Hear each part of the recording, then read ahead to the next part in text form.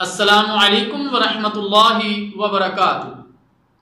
الحمدللہ رب العالمین والعاقبۃ للمتقین نبینا محمد وعلی آلہ واصحابہ اجمعین اللہم صلی علی محمد وعلی آل محمد۔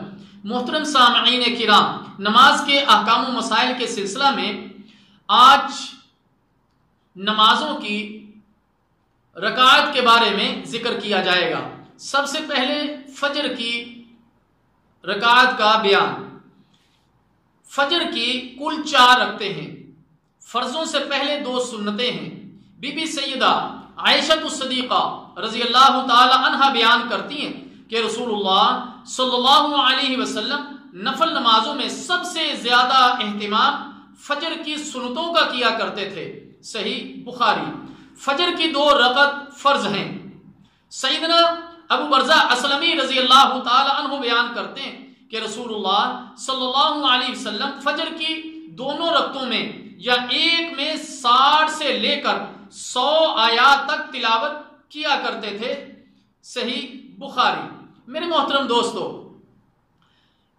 حاصل کلام یہ ہے کہ فجر کی 4 رکعت ہیں، 2 فرض ہیں اور 2 فرضوں سے پہلے 2 سنت ہیں، اور ان کو سنت مؤکدہ کہا جاتا ہے۔ اور اللہ کے رسول صلی اللہ علیہ وسلم نے سفر و حضر میں ان سنتوں کو نہیں چھوڑا۔ اللہ تعالیٰ جل شانہ ہمیں ان کی بھی پابندی کرنے کی توفیق عطا فرمائے۔ اس کے بعد ہے ظہر کی رکعات کا بیان۔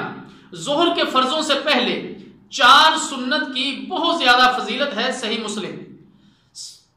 نماز ظہر سے پہلے 2 سنت پڑھنا بھی ثابت ہے۔ صحیح بخاری۔ ظہر کے فرضوں کے بعد 2 سنتوں کی بھی اتنی ہی فضیلت ہے۔ صحیح مسلم۔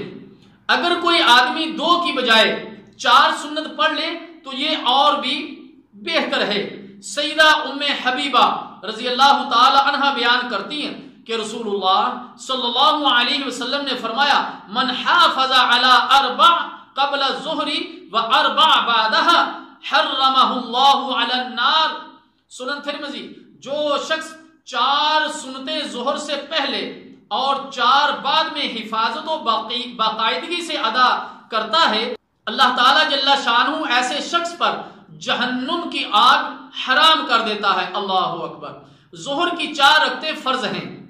سیدنا انس رضی اللہ تعالی عنہ بیان کرتے ہیں کہ میں نے رسول اللہ صلی اللہ علیہ وسلم کے ساتھ مدینہ میں ظہر کی 4 رکعتیں پڑھی اور سفر میں ذوالحلیفہ کے مقام پر عصر کی 2 رکعتیں پڑھی۔ صحیح بخاری۔ حاصل کلام یہ ہے کہ ظہر کی 4 رکعتیں فرض ہیں اور 4 رکعت فرضوں سے پہلے 4 رکعت سنت ہیں، 2 بھی پڑھی جا سکتی ہیں، اور فرضوں کے بعد 2 رکعت سنت ہیں۔ 4 رکعت کا بیان بھی آپ کے سامنے ذکر کیا گیا اور حدیث بھی ذکر کی گئی۔